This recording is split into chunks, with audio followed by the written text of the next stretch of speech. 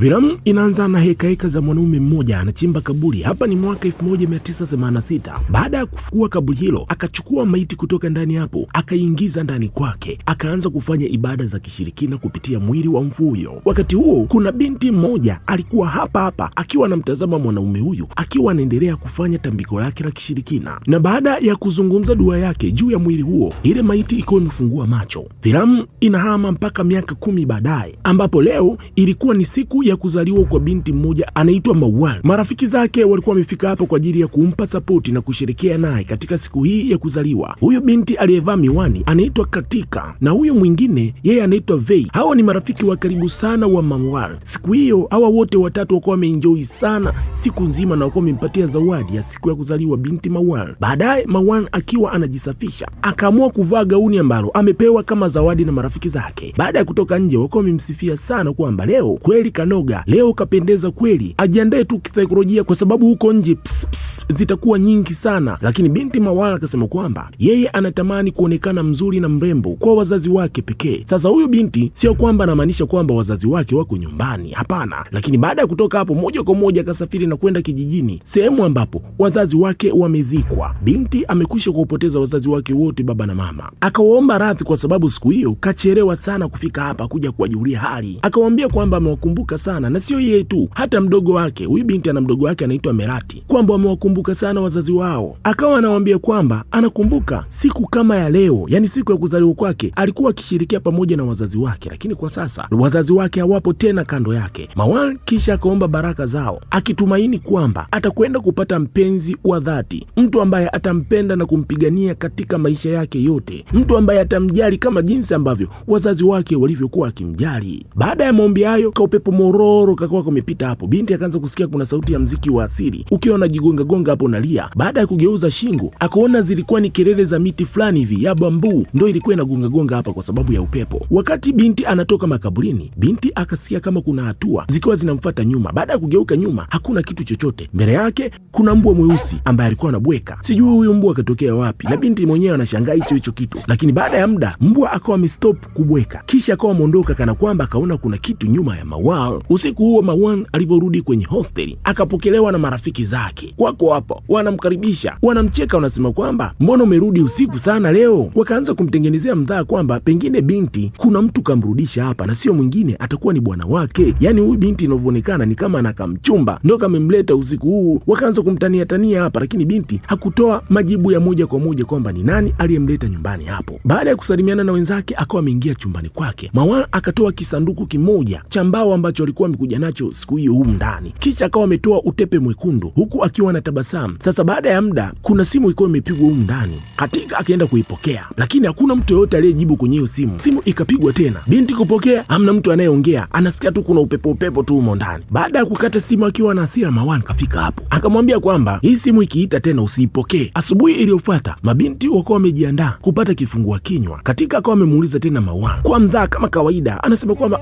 mbona kama usiku kuna mtu alikuleta, ndo mpenzi wako, mbona ukutuambia hili jambo? Bado Mawal hajalitolea majibu yoyote, yupo anawatazama tu wenzake, anacheka tu. Wakaamini kabisa binti atakuwa amepata kabwana, pengine wampe muda tu atawatambulisha. Kwenye vicheko vyao Mawal akaanza kutokwa na damu, ikabidi waende kumfanyia huduma ya kwanza. Baadaye Mawal akiwa na Vei wakaenda chuoni, ila baada ya muda Mawal akawa amesimama. Vei akamuuliza nini? Mawal kasimama kaganda kama akaambiwa agande na mzee Bwaksi, uso wake ukiwa na hasira. Vei akawa ameshangaa. Baada ya kumwangalia Mawal anamtazama nani, akawa amemuona Mawal alikuwa anamtazama Alex. Huyo Alex ni mpenzi wake Vei. Mara moja Mawal akamwambia Vei kwamba Alex anakusaliti. Mshikaji kwa mbali alikuwa anatembea na binti mmoja hivi, akawa amemwacha na akaamua kumsogelea mpenzi wake Vei. Vei akawa amemuuliza yule aliokuwa naye alikuwa ni nani? Alex akaeleza kwamba yule anaitwa Mislini, ni mtabiri, anapatikana kwenye hichi chuo. Usiku upande wa hostelini, katika Vei pamoja na binti mmoja anaitwa Dona wamekaa mezani wanamsubiri Mawal ili waje washiriki chakula kwa pamoja. Sasa wamekaa wamesubiri mpaka wamechoka. Dona akapendekeza kwamba wao waendelee kula tu, njaa itawadunda hapa, wanamsubiri Mawal ambaye yeye yuko busy na penzi jipya huko, atakuwa ametusahau kabisa. Sasa kwenye hiyo hosteli kuna mwanamama mmoja anaitwa Mpoki, yeye ndiye huwa anawahudumia hao mabinti na kila kitu, swala la usafi na kila kitu ndani hapa. Akatoka ndani hapo kwenda kutupa taka, lakini ndani ya mfuko akaona kama kuna kichwa cha mtu, akaruka pembeni. Baadaye akawa amejikaza akienda kuangalia kuna nini humo, lakini akawa amekuta kuna takataka tu. Sasa baada ya kuchukua lile fuko, geti lake upande wa pili lilikuwa limefunguka taratibu taratibu bila yeye mwenyewe kugundua. Mpoke alivyorudi ndani akamwona Marwan yuko jikoni, akamwambia binti, naomba nikusaidie kwa sababu hilo birika ni la moto. Lakini binti akasema kwamba haina haja, atafanya kila kitu yeye mwenyewe. Kisha akalishika lile birika, kisha akamimina maji moto kwenye vikombe, akasema kwamba leo ana mgeni. Mpoke akamwambia kwamba mjulishe huyo mgeni wako afike hapa mapema kwa sababu muda si mrefu geti nitalifunga. Lakini Marwan hakujibu chochote, akaendelea na harakati zake tu. Mpoke akaenda kugusa lile birika,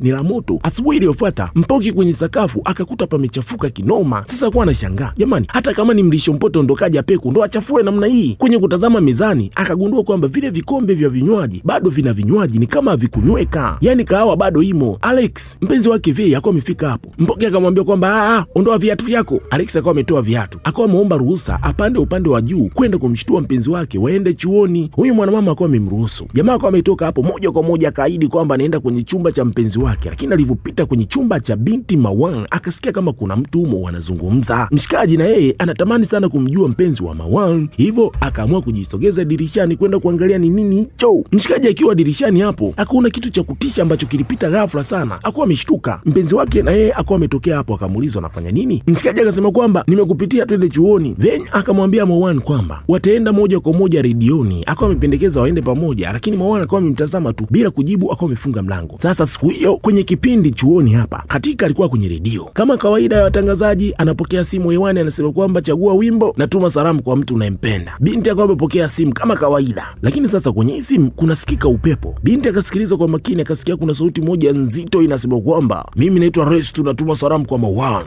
Akiwa ameshtuka ikabidi kuuliza, huyo Marwan ambao unamtumia wewe salamu ni huyo ambaye anapatikana kwenye hichi chuo? Sauti ikajibu kwamba mwambie ahakikishe anafuata ahadi yetu. Ili jambo lilikuwa limemshtua sana binti, lakini akaamua kuzugazuga tu kwa sababu alikuwa kwenye kipindi. Sasa marafiki wa Marwan katika pamoja na Vei mwenyewe wakawa wanashangaa kuna namna kama Marwan kwa sasa amegeuka tabia, yani amekuwa mtu mwingine, na wakawa wameshare kwamba kuna mtu ametuma salamu kwa huyo binti redioni. Wakaanza kuhisi pengine Letus huyo ni mpenzi wake mpya, ndio mtu ambaye anamtia kiburi huyo binti mpaka kubadilika mpaka kufika hapo. Lakini sasa kuuliza wanachuo, hakuna mtu yoyote ambaye anamfahamu mtu anaitwa Restu kwenye hichi chuo. Naye ikabidi kumpigia mpenzi wake, unamfahamu Restu? Jamaa akasema kwamba simjui, na mshikaji akamuuliza Vei kwamba umewahi kumuona mwanaume yoyote kwenye chumba cha Marwan? Vei akawa amemuuliza unamaanisha nini, lakini Alex akawa amekwepa kuelezea zaidi, akawa amekatisha hiyo story na akawa ameaga. Baadaye binti akiwa busy na project zake anarekodi sauti, mara ghafla akasikia kama kuna kicheko cha Marwan kutoka kwenye chumba chake. Binti akajua pengine mwenzake amevusha. Sasa kwa sababu alikuwa na rekodi sauti, ikabidi kuisikiliza sauti isije kuwa kicheko cha Marwan kimesikika ndani yake. Lakini sasa baada ya kusikiliza akasikia sauti ya Marwan ndani yake tena humo ikisema, Restu, ahidi kamwe hautaniacha na mimi ninaahidi nitakufuata wewe popote uendako. Veri akawa ametoka nje kwenda kumtafuta Marwan. Mara moja akamuona Marwan kapita huku, ikabidi kumfuata tena huku, akamkuta kwenye ngazi. Akamuuliza, wewe umewezaje kuingiza mpenzi ndani kwako wakati geti limefungwa, na kwa nini huyo mwanamume unamuingiza mpaka muda huu usiku kwenye chumba chako? Marwan akawa amemtazama tu, hakujibu chochote. Akamuuliza, mpenzi wako ndo huyo anaitwa Restu? Binti Marwan akawa ametabasamu baada ya kusikia hilo jina, kisha akageuka akawa ameondoka hapo. Then baada ya kukutana na katika, ikabidi kumsikilizisha sauti ya Marwan alivyokuwa anamwaahidi Restu atamfuata popote atakapokwenda.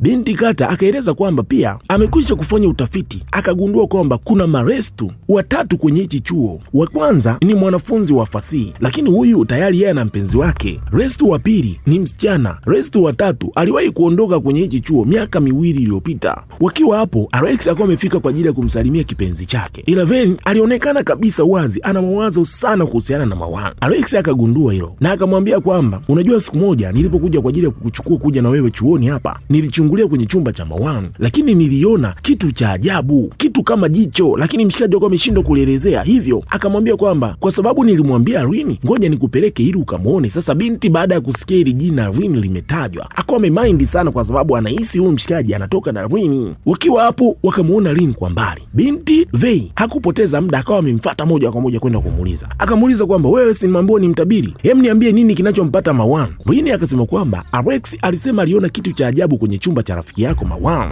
ni jambo ambalo lilisababisha kupatwa na laana ya nguvu za giza, hivyo niliamua kumsafisha na kwa sasa yuko sawa. Binti kusikia hivyo ikabidi kusema kweli kwamba Marwan ameanza kubadilika kuanzia siku ambapo alikwenda kutembelea kwenye makaburi ya wazazi wake. Akamuuliza anaweza kumsaidia Marwan kwa sasa amekumbwa na nini. Rini akauliza, je, kuna jambo lolote ambalo sio la kawaida? Rini akawa amekumbuka kwamba Marwan alikwenda kwenye makaburi kwa kuchelewa na alienda jioni, na sio yeye tu kwenda jioni, ni kwamba alienda pia akiwa kwenye hedhi. Lini akauliza siku aliporudi nyumbani, je, kuna kitu chochote cha ajabu au kitu chochote ambacho alirudi nacho? Hili swali lilikuwa ni gumu sana kwa Veni. Wayne akaamua kutumia uwezo wake wa jicho la tatu. Baada ya muda akamwambia kwamba binti Mawan aliporudi siku hiyo alirudi na sanduku la mbao. Akasema kwamba kuna roho mzimu ambao ameambatana pamoja naye na kurudi naye hapo. Veni aliporudi nyumbani akaenda moja kwa moja kwa Mpok na kuomba funguo za ziada ili kuingia katika chumba cha Mawan. Baada ya kuingia humo akaanza kukagua sana, na kweli akawa amefanikiwa kupata lile sanduku la mbao, na ndani yake akawa ameupata ule utepe mwekundu, akawa ameuchukua. Kwa bahati mbaya zaidi, Mawan akawa amefika hapo na akawa amemuuliza anafanya nini kwenye chumba changu. Veni akasema kwamba na wasiwasi sana kuhusiana na mapenzi yako mapya. Mawan akamwambia kwamba kaa mbali na hili swala, halikuhusu kabisa, mpenzi wangu ni jukumu langu. Veni akamuuliza unamjuaje huyo mtu kama ni mzuri kwako? Umewahi kumfuatilia historia zake? Mbona hujawahi kunitambulisha hata siku moja? Mimi nawezaje kumfahamu? Na je, mdogo wako Meret anajua chochote kuhusiana na hilo jambo? Binti akawa amekasirika sana, akamwambia kwamba usimuingize ndugu yangu kwenye mambo. Kisha akawa amekaa kwenye meza yake kujiremba na akaanza kujitazama. Akasema kwamba Restu ni mtu mzuri sana kwangu. Sasa muda huo binti anazungumza, kuna damu inamtoka sikioni. Vei akawa ameona, akasema kwamba unatoka na damu. Mawana akasema kwamba achana na mimi. Binti ikabidi kuondoka tu hapo. Wakati huo sasa upande wa katika anatazama habari, ambapo akawa amepokea ripoti kwamba Tupac Shakur amefariki kwa kupigwa risasi. Sasa huyu binti alikuwa ni shabiki yake sana na Tupac, yani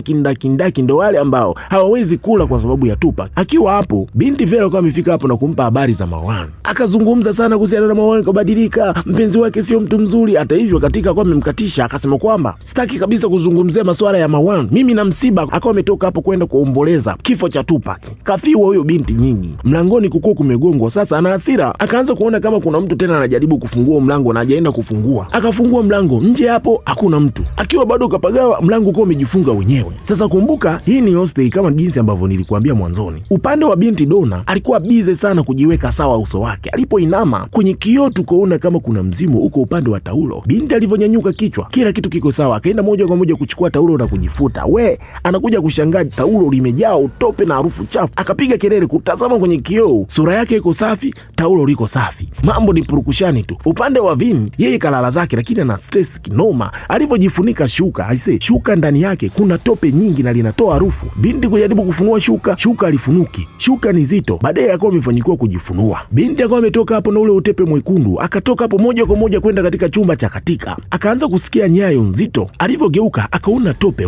Binti akafungua miguu kwa uoga. Ni kukimbia tu, akawa amekutana na katika. Veni akaangalia nyuma, korido liko safi, hakuna kitu chochote, kila kitu kiko sawa. Siku iliyofuata ikabidi waupeleke ule utepe moja kwa moja kwa mwana dada Rini. Rini akafanya mambo yake. Baada ya kuweka kila kitu sawa kwenye mchanganyiko, ule utepe mwekundu uko umebadilika na kuwa kitambaa kichafu. Rini akaeleza kwamba roho hiyo ama mzimu huo umambatana na Mawan. Veni ikabidi kuuliza roho hiyo ni roho ya aina gani? Yaani huo mzimu ni mzimu gani? Rini akaeleza kwamba je, kweli mnataka kuona hicho mnachokiulizia? Mabindu akasema wako tayari. Jioni hiyo ilipofika, Veni akaanza kusambaza majani ya moringa ndani kote. Wanasubiri kumuona shemeji yao. Mwanamama Mpoki hamna chochote alichokutana nacho kuhusiana na Mawan na mpenzi wake. Wakamwambia kwamba binti Mawan ana mpenzi mzimu, hivyo tunahitaji kumuona. Donna akasema kwamba mimi jana nilipitia hekaheka kweli.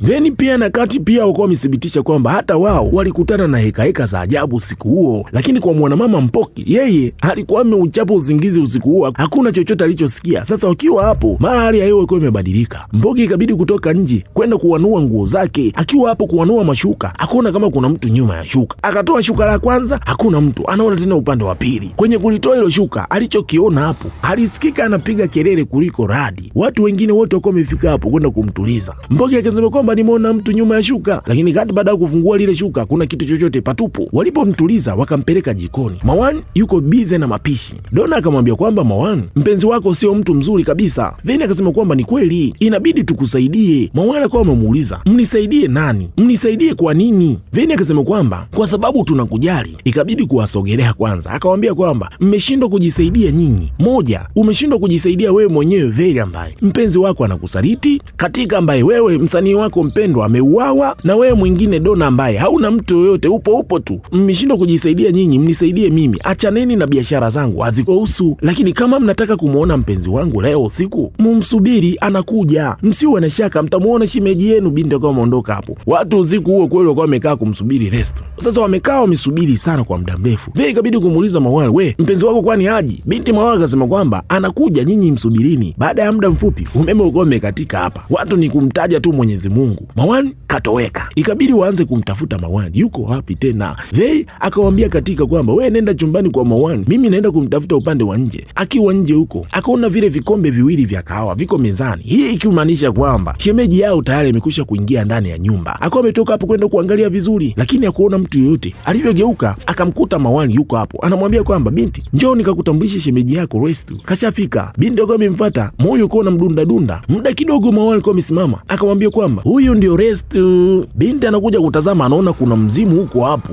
We, hakuna cha ushemeji. Binti alitimua mbio nyinyi kurudi kwa marafiki zake. Mawani akiwa amesimama kwa mbali, akawa ameuliza, mbona mpo huko? Hamtaki kumwona shemeji yenu? Mara ikasikika sauti kubwa sana, bwana shemeji yuko hapo. Watu ikabidi kutafutana na njia tu mpaka kwenye chumba cha Vei. Wote wakawa wamefika huko, wamekaa wametulia. Sasa Vei akawa amesema kwamba Mawani bado yuko nje, atakuwa yuko hatarini. Binti akawa ametoka kwenda kumsaidia tena Mawani. Huyu binti mwana kulifind mwana kuligeti. Akiwa huko taa moja ikawa imewaka hapa. Sasa akiwa bado anashangaa taa inacheza, kumbe shemeji yake yuko hapa amemzunguka binti, na binti hakumuona kwa sababu ya hiyo hofu. Katika kwa amefika hapo na wakawa wamemuona Mawani yuko nje kwenye mvua, akawa ameanguka chini na kupoteza fahamu. Wakawa wamemuingiza ndani. Binti alivyoamka, Mawani analia, anamtaka mpenzi wake Resto anansubiri nje jamani. Veni kajaribu kumtuliza ili kumrudisha katika hali yake ya kawaida. Akamwambia kwamba Resto sio binadamu, lakini Mawani akalia zaidi akimuita Resto amchukue. Ghafla Mawani akawa amepoteza udhibiti, akaanza kuelea hewani. Ikabidi kutafuta kamba, wakamfunga, wakamtuliza hapo. Baadaye Veni akawa amemwambia Mpoka ampigie ndugu yake binti Mawani, yani mwanadada Merati, ili aje hapa haraka iwezekanavyo. Yeye na Kat wako wameenda moja kwa moja kwa Lina. Veni kagonga mlango, anashangaa kumuona mpenzi wake Alex katoka hapo. Jamaa alivyoanza kujitetea, binti akasema kwamba hapana, mimi namtaka Rini, nina shida naye, na akawa ameeleza kwamba Mawani hajielewi kabisa, amempenda mzimu. Rini akaamua kuambatana nao ili kwenda kuwasaidia. Akaanza kufanya mambo yake kama kawaida. Baada ya muda taa za nyumba hapa zikaanza kufanya mapicha. Mlangoni panasikika hodi ya kibabe kinoma. Muda huo Mawani akawa ameletwa hapo ili ibada iendelee. Rini alivyotazama vizuri dirishani akawa ameshtuka sana baada ya kumuona Resto yuko hapo. Mara moja Mawani akaanza kuzunguka na mlango uko umefunguka. Mawani akaanza kuvutwa kwenda nje. Binti yeye anacheka, wenzake wao wanalia.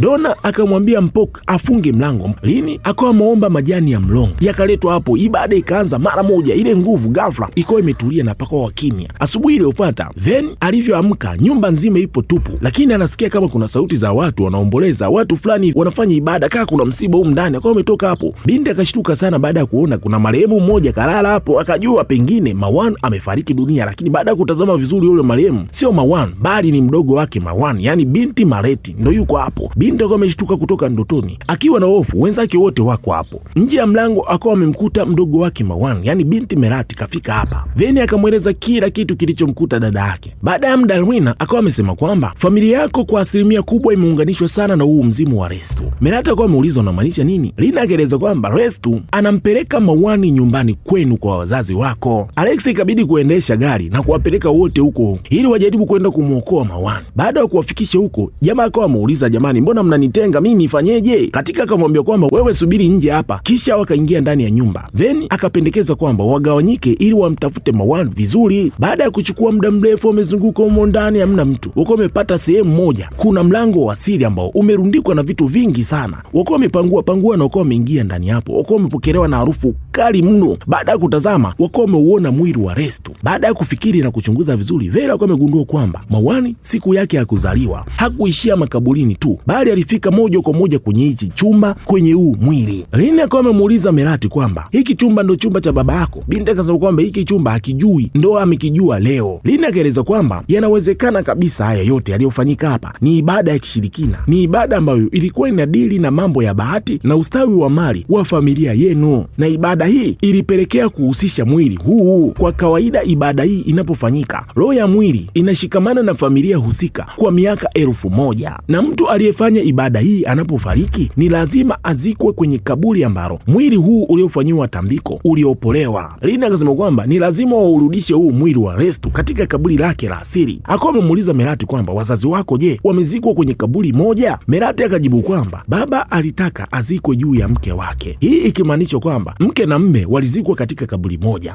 Sasa wakiwa hapo, kabla hawajafanya kitu chochote, watu ni kufungwa na vitu hawavioni, mikono miguu chini, mikono miguu chini. Sasa akiwa chini, mwanadada Irene akawa amemwambia binti Veni kwamba achukue kamba aende akafunge kwenye kichwa cha marehemu hapo, lakini binti kabla hajafanya kitu chochote, na yeye mikono miguu chini. Charlie Alex baada ya kuingia ndani ikabidi wamuelekeze yeye afanye hivyo. Jamaa akawa amechukua ile kamba moja kwa moja akaenda kufunga kwenye ile maiti. Watu wote wakawa huru tena. Sasa shughuli ni kutafuta makaburi ya wazazi wa binti, kwa sababu binti Merati yuko hapa anayajua. Watu wakaamua kwenda makaburini huko. Wakiwa makaburini, Veni pamoja na Merati wakawa wamegundua kwamba wamepotezana na wenzao. Kwa mbali wakamuona Mawan, ikabidi kumfuata. Sasa Mawan na yeye alijionyesha makusudi tu ili kuwatenganisha kabisa na wenzake. Watu wamepotezana, ni kutafutana tu. Alex yeye yuko bize tu na mwili, yani achana na mwili wake, na maanisha mwili wa Restu. Ukiachana na hizi heka zote, kazi ya kutafuta makaburi ya wazazi wa Mawan ilikuwa ni kazi ngumu sana. Baada ya kufika makaburini hapo, wanaona majina yote kwenye makaburi yanafanana. Sasa watajuaje kaburi husika ni lipi? Makaburi yote yanafanana. Baada ya muda mfupi, Kat pamoja na Lina wakawasili tena na wao kwenye hilo eneo. Baada ya kusoma mawe yote ya makaburi yana majina sawa. Wakiwa hapo, Rin akawa ameona mzimu pembeni, akamwambia katika kwamba usigeuke kushoto, lakini binti baada ya kumwambia usigeuke ndo akageuka, akaona mizimu ya kutosha kwa eneo hilo. Lakini binti Rin akawa amemuongoza ili binti asiwe na hofu, akakurupuka hapa, wakaanza kutafutana tena hapa, kupotezana kwa sababu ya hofu. Mbele wakaona kuna watu wako bize wamefika hapa kwa ajili ya mazishi. Watu ikabidi kuanza kuwafuata hawa watu wanaenda kuzika nini usiku huu. Wakaamua kuwafuata nyuma. Sasa wakati huo upande wa Vin anaomba msamaha kwa rafiki yake ambaye hamuoni, anajaribu tu kujiombea, pengine anasikiwa, anasema kwamba anahitaji kupata nafasi amuone Mawan kwa mara ya mwisho. Anamuomba Restu kabla hajamchukua Mawan, wanahitaji na wao wamuone. Wakati huo wakasikia sauti ya watu ambao wanakuja kuzika hapa, hivyo ikabidi kufuata sauti hizo. Alex yeye anakomana mwili wa Restu, hasa anashangaa mbona huyu marehemu ni mzito hivyo, akaanza kulalamika, oya jamaa, ulikula nini kabla ya kufa bana, mbona mzito namna hii? Akiwa hapo akasikia tena na yeye sauti za watu wanaokuja kuzika zinasikika hapa. Sasa huyu jamaa ni muoga, anaogopa, na wakati yeye alikuwa anashughulika na marehemu hapa. Katika Rin pamoja na Merati na Ven wakawa wamefika hapo, kwa sababu wote walikuwa wanawafuata wale wazikaji. Baada ya kutazama vizuri, majina ya makaburi hayafanani tena. Merati akawa ameonyesha kaburi la wazazi wake, ikabidi kuchimbua mara moja. Sasa baada ya kuchimbua, wakashangaa kuona ndani yake Mawan amezikwa pamoja na mabaki ya wazazi wake. Lina akawa ametoa haraka sanda ambao walikuwa wamebeba, wakawa wamemweka Mawan kwa juu hapo. Hapa ni kupambana kumuokoa binti, na muda huo ni kupambana kumrudisha Restu katika kaburi lake la asili. Kila mmoja ana kazi yake. Lina na Merati wanajaribu kumrejesha Mawan katika hali yake ya kawaida. Merati alipompuliza sasa binti mdomoni pumzi za uokoaji, mambo ya mdomo Mawan alikuwa amepita na ulimi wa Merati. Mawan alivyoamka akaanza kulia, anamtaka Restu. Upande wa kaburi watu wanahangaika na shemeji yao, wanakuja kushtuka Restu ni kama anageuza shingo nyinyi. Mawan yuko biza anamlilia mpenzi wake Restu, anahitaji kuambatana pamoja naye. Merati akamkumbusha Mawan ahadi ambao walimwahidi baba yao kwamba watasaidiana na watapendana maisha yao yote. Kila mmoja hapa kwa amezungumza maneno ya upendo ili kumtia nguvu Mawan ili arejewe katika hali yake ya kawaida. Kila kitu kio kimetulia. Marehemu karudishwa sehemu yake, binti Mawan akawa amerudi katika hali ya kawaida na maisha ya kawaida yakarudi kama kawaida kabisa. Wakiwa chuoni, inaonekana kabisa binti Mawan amerudi katika afya yake ya akili, mawazo na muonekano, kila kitu kiko sawa. Binti Veri yeye akaamua kumwacha kabisa mpenzi wake Alex, kwa sababu aligundua mshikaji alikuwa na mahusiano na Lin. Usiku mmoja, Mawan akiwa peke yake amekaa kwenye kioo, ghafla akawa ametabasamu, tabasamu la kutisha kabisa. Asubuhi iliyofuata Veri kaamka akawa amekutana na barua kutoka kwa Mawan, barua ambayo ilikuwa ni barua ya kumshukuru. Sasa hii barua sio kwake tu, ni kwa watu wote. Ni barua ambayo inaeleza shukrani zake za dhati kupata marafiki wanaompenda na kumjali kama hawa, marafiki ambao hawataruhusu kabisa yeye apate mtu ambaye ni mbaya katika maisha yake. Lakini mapenzi kama wasemavyo Waswahili ni upofu. Labda machoni mwao Restu alikuwa ni mtu mbaya, lakini kwake alikuwa ni mtu muhimu sana, na ni mtu ambaye alikuwa ni mtu sahihi kwake. Anasema kwamba kwa mwaka huu ombi lake la siku ya kuzaliwa lilikuwa limetimia. Alipata mtu ambaye alimpenda jinsi ambavyo yeye alivyokuwa. Anatamani sana marafiki zake wote wangemuona Restu kama jinsi ambavyo yeye alivyokuwa anamuona, pengine wasingemuona mbaya kama jinsi ambavyo walimchukulia. Binti baada ya kuona hivi akawa ametoka hapo moja kwa moja kwenda katika katika chumba cha Marwan kajifungia. Baada ya kufanikiwa kufungua mlango, wakamuona binti amejitundika hewani, ameamua kujiondoa uhai wake ili kumfuata Restu. Sasa kwa nini? Hapa tunafahamishwa kwamba mwanzoni mwa filamu tulimuona mzee mmoja akiwa mwaopoa ule mwili kutoka makaburini na kufanya ibada ya kishirikina. Yule alikuwa ni baba yake Marwan. Familia yao ilikuwa inapitia changamoto kubwa sana. Mzee aliamua kufanya ibada ya kishirikina kwa ustawi wa familia yake, na mwili huo akawa ameutumia mwili wa Restu. Kwa sababu Marwan alikuwa hapa na alishuhudia, akamwambia kwamba huyo jamaa aliyelala mbele yako anaitwa Restu. Restu tu ataiokoa familia yetu kulingana na hali ambayo tumekwisha kuipitia, na tutabaki kuwa salama kupitia yeye. Yani kupitia ibada ambayo huyo mzee ameifanya ndiyo itaimarisha hali ya familia hii. Binti baada ya kusikia hivyo akawa amependa, akaona kabisa Restu ndiyo mkombozi wa familia yao. Binti akawa ameitazama maiti ya Restu mahali ilipokuwa, akatabasamu. Na hapa binti, kumbuka, alikuwa ni mtoto mdogo, hivyo binti aliona Restu ndiyo alikuwa mtu pekee ambaye angeweza kumwokoa yeye pamoja na familia yake, hivyo aliamua kwenda kuungana na Restu huko kwa wafu. Filamu hii inaishia hapa. Subscribe, like, comment, share. Karibu Swahili Maktaba.